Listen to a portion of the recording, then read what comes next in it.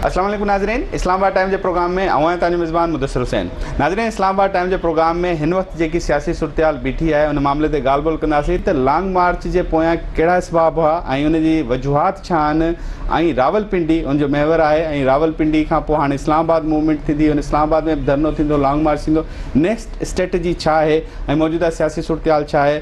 इन सॼे मामले ते उमर तनवीर जेके भट्ट साहब आहिनि MP बि आहिनि ऐं नायब सदर आहिनि PTI नॉर्थ जा, त छाकाणि त हिननि जे मथां वॾी ज़िम्मेदारी आहे। पिंडी जा MP आहिनि, पिंडी सां हिननि जो तालुक़ु आहे, लॉन्ग मार्च बि रावलपिंडी अची रहियो आहे। त हाणे नेक्स्ट स्ट्रेटजी बि यकीन हिननि खे वधीक ख़बर हूंदी त पंहिंजे नाज़रीन खे जेकी PTI जी नेक्स्ट स्ट्रेटजी छा आहे इन बाबति आगाह कंदासीं। उमर साहब सां ॻाल्हि ॿोल कंदासीं। उमर साहब बहुत बहुत शुक्रिया, आपने अपना कीमती वक्त दिया। अच्छा, जैसे कि मैंने अपनी इंट्रो में जिक्र किया कि लॉन्ग मार्च की स्ट्रेटजी आखिरी यही पिंडी और इस्लामाबाद है और आप यहाँ पे MPA हैं। आखिर एक अवाम में तासुर है, सुनना चाहती है और ये एक सोच है, जाहिर बात है पिंडी की तो अवाम पता होगा, इस्लामाबाद सिंध की अवाम पूछना चाहती है आखिर रावलपिंडी इस्लामाबाद में लॉन्ग मार्च ला के किस तरह का प्रेशर तहरीक इंसाफ डेवलप करना चाहती है, उससे क्या प्रेशर डेवलप होगा जिसके ऊपर डेवलप करना चाहते हैं आप लोग? मैं पाकिस्तान की तारीख़ में आज तक हमने बेशुमार लॉन्ग मार्चेस का जिक्र सुना है। आज तक मिलियन मार्च हमने कभी भी नहीं देखा कि मिलियन मार्च एग्जैक्टली क्या होता है। मैं आपको ये बता दूं कि हमारे पास इस वक्त 2 मिलियन हमारी ओवरऑल जो स्ट्रेंथ है इमरान टाइगर्स की मिला के, उसके साथ youth, labour, traders, mother bodies, उनके डिफरेंट विंग्स की मिला के, तो ये हमारे सिर्फ उन पेपर जो है जो कि डमी नहीं है, बिल्कुल ओरिजिनल हमारे पास जो वर्कर्स की तादाद है वो तकरीबन 2 मिलियन के करीब बनती है। तो ये इस्लामाबाद और रावलपिंडी और पाकिस्तान की अवाम इंशाल्लाह ताला तारीख़ में पहली दफ़ा देखेंगे कि ओरिजिनल मिलियन मार्च होता क्या है, कि पब्लिक इतनी तादाद में जब पब्लिक चलती हुई आती है तो उसका क्या इम्पेक्ट होता है। और जहाँ तक रही प्रेशर की बात, इसमें कोई शक नहीं है कि पाकिस्तान की तारीख़ में इससे पहले अवाम की बात को इस तरह सुना नहीं जाता था। लेकिन मैंने पिछले, अगर आप देखें तो 2007 की भी तहरीक मैंने देखी है, चीफ जस्टिस मूवमेंट, उसके बाद पाकिस्तान एक एवोल्यूशनरी प्रोसेस से गुज़रते गुज़रते अब आके जितना शऊर इमरान खान ने अवाम को दिया है और जितनी ताकत अवाम ने पकड़ी है इस सारे टेन्योर में, इस सारे टाइम में, वो अनप्रेसिडेंटेड है इससे पहले। तो मेरा ज़ाती तौर पे ख्याल ये है कि हम इंशाल्लाह ताला वो प्रेशर डेवलप भी कर पाएंगे और वो जो मैसेज हम कन्वे करना चाह रहे हैं वो ऑलरेडी कन्वेड है और उसका इम्पैक्ट आपको भी आने वाले दिनों में। उमर साहब, आपने जैसे अभी जिक्र किया कि जजेस बहाली की तहरीक, लेकिन वो तो गुजरांवाला पहुंची थी, उनके मुतालबात पूरे हो गए थे। ये तहरीक तो गुजरांवाला भी क्रॉस होगी, इस्लामाबाद की हदूद में दाखिल हुई, मुतालबात क्यों नहीं पूरे हुए? मतलब आपका लॉन्ग मार्च इतना असरअंदाज नहीं हो रहा उनके ऊपर? नहीं, आप समझे नहीं बात को। मसला असल में ये नहीं है कि वो चीफ जस्टिस मूवमेंट बड़ा डिफरेंट कॉन्सेप्ट था। यहाँ पे जो ये आज़ादी, हकीकी आज़ादी की तहरीक है, ये जिन लोगों के ख़िलाफ़ है वो बड़े ताकतवर हैं। आप ये इमेजिन करें कि पंजाब में अपनी हुकूमत होने के बावजूद एक ex-PM जो कि इस वक्त दुनिया का एक मकबूल तरीन लीडर है, उम्मत मुस्लिमा का वाहिद लीडर है, जिसकी तस्वीरें लगती हैं बाहर के मुल्कों में, जिसका लिए खाना काबा के इमाम काबा जो है वो दुआएं मांगते हैं, वो शख्सियत अपने ऊपर होने वाले कातलाना हमले की FIR नहीं कटवा सकी। तो इससे आप अंदाज़ा लगा लें कि कितने वो पावरफुल शख्सियात हैं जिनके ख़िलाफ़ हम इस वक्त लड़ रहे हैं। तो इस वजह से वो मुतालबात अभी तक पूरे नहीं हुए थे। लेकिन मैं आपको ये गारंटी दे रहा हूँ कि इस वक्त उन ऐवानों में भी ये हलचल की आवाज़ आ चुकी है।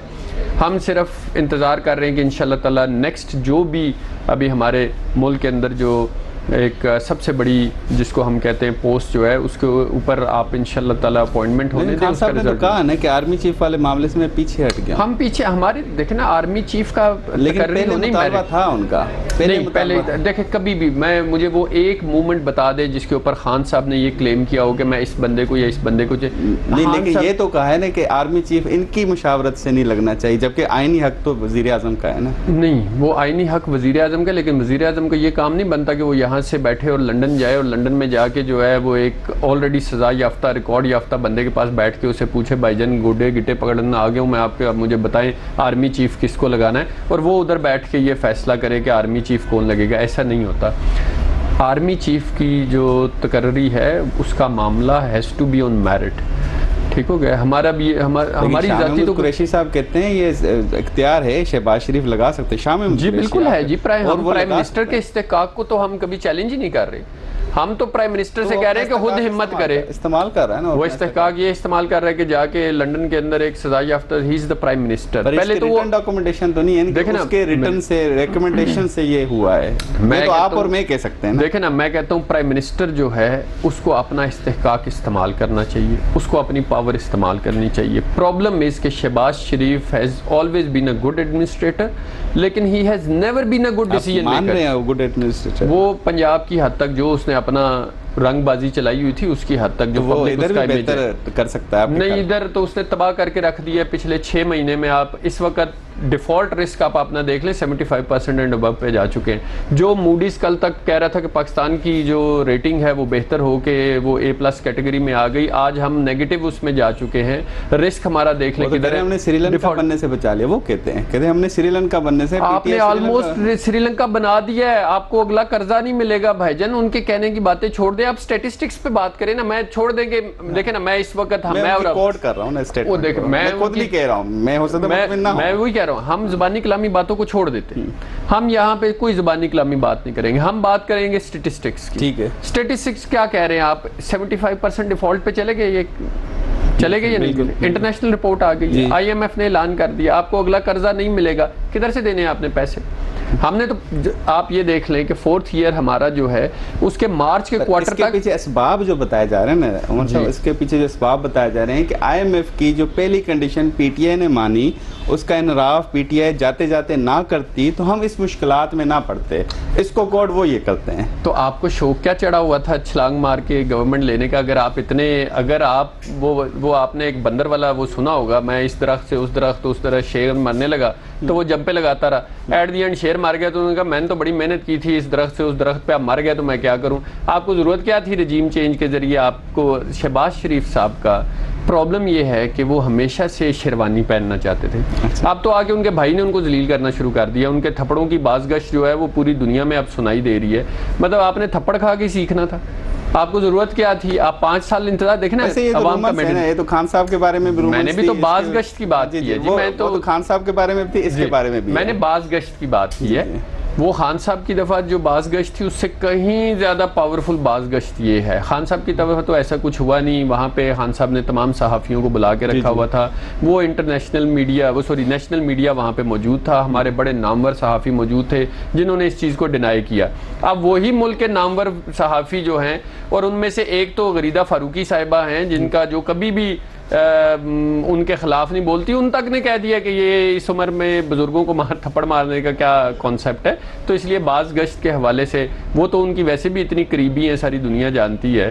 तो अगर वो कह रही हैं थप्पड़ पड़े हैं तो फिर बाज़गश्त मेरे ख्याल में बात थोड़ी सी आगे निकल गई। उमर साहब, आपने बातों बातों में एक बड़ा जिक्र किया है कि हम इतने बेबस थे, हमारे वज़ीर आला जो आपकी तजवीज़ करनान वज़ीर आला परवेज़ इलाही साहब के, वो FIR तक नहीं कटा सके। तो आपके ख्याल में इस गफलत पे, इस बेबसी पे परवेज़ इलाही को इस्तीफ़ा देना चाहिए था? नहीं, बिल्कुल देना नहीं चाहिए था। जब वो नहीं कर सकते अवाम को देखे ना, अगर मैं एक पब्लिक का आम बंदा होता तो शायद मैं ये डिमांड करता। लेकिन चूंकि मैं गवर्नमेंट के इंटरनल सिस्टम को जानता हूँ और बड़ी अच्छी तरह जानता हूँ, मैं यहाँ पे नाम नहीं लेना चाहूँगा। मैंने बड़ी बड़ी शख्सियात को यहाँ पे स्टैंड अप होते हुए देखा। फ़ोन के ऊपर अगर कॉल आ जाती थी एक, ठीक हो गया, बैठे बड़ी बड़ी शख्सियात, और एक बंदे की कॉल आती थी, वो सीट से उठ के खड़े हो जाते थे जैसे अगले को पता चल रहा होगा कि आप सीट से उठे हैं या नहीं उठे। तो मैंने अपनी आंखों से ये सारे परवेज़ इलाही साहब भी इसी तरह स्टैंड बाय हुए हैं। परवेज़ इलाही साहब की नहीं, मैं शख्सियात की बात कर रहा हूँ, मैं किसी का नाम नहीं लूँगा। लेकिन मैंने उन लोगों को खौफज़दा होते हुए अपनी आंखों से देखा है। ज़ाहिर है कमज़ोरियाँ होती होंगी, हमने देख लिया। देखे ना, आज़म सवाती साहब के साथ क्या हुआ, अरशद शरीफ साहब के साथ क्या हुआ। DPO को कहा गया FIR काटो, उसने कहा जी मेरे बच्चे हैं छोटे छोटे, मैं कैसे FIR काट सकता हूँ। आप खुद सोच लेना, जब इस तरह का खौफ, इस तरह का डर बिठा दिया गया हो तो फिर वहाँ पे कौन क्या कार्रवाई करेगा। तो हमें इन सारी चीज़ों को आईनी हदूद में लेके आना है। यही तो जंग है, यही तो लड़ाई है। उमर साहब, ब्रेक लेंगे, ब्रेक के बाद फिर कंटिन्यू करेंगे। आज ब्रेक था वठूं, ब्रेक खां गाल बोल जारी रखना से।